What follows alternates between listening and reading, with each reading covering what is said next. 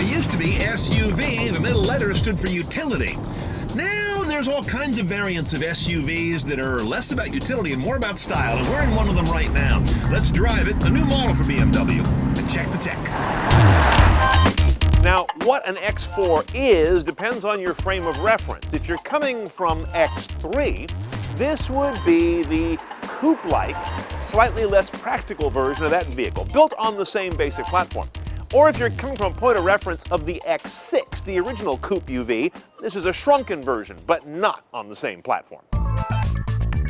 Now, inside the X4, it's a familiar place if you knew anything about 3 or 4 Series cars in general. You know the iDrive interface has become a very excellent place. We control it here with this controller that turns, kicks, and clicks, but you've also got a nice sized touchpad that, as we'll see, writes very quickly with your finger.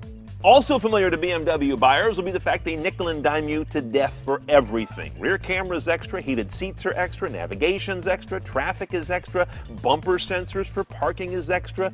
A lot of things go on top of that base price. We have built-in connectivity that particularly is good at powering online search for destinations.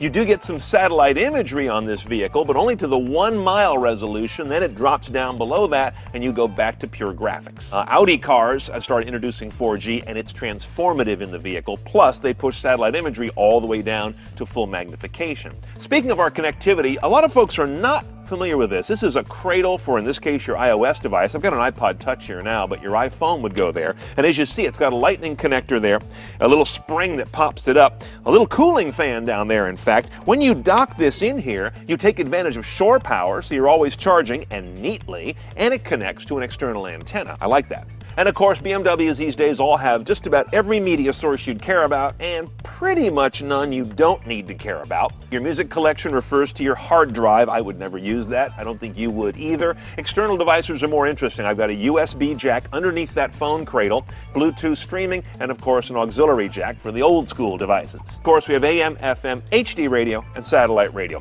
Satellite radio is extra too, as I recall.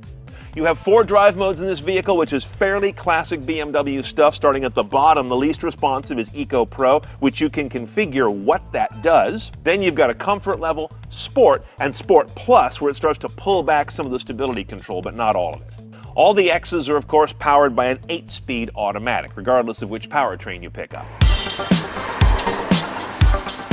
Now up here under the prows, a dead giveaway that we had the little engine, because look how much space sits right here in front of it. That's where the rest would go if you had the inline 6.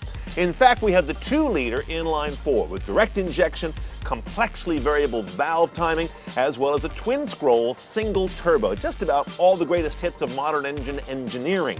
The numbers are pretty good on paper, certainly. 240 horse, 258 pound-feet of torque. That's more important, especially for a vehicle like this, because it weighs over 4,100 pounds, but still gets to 60 in a pretty tidy 6 seconds flat.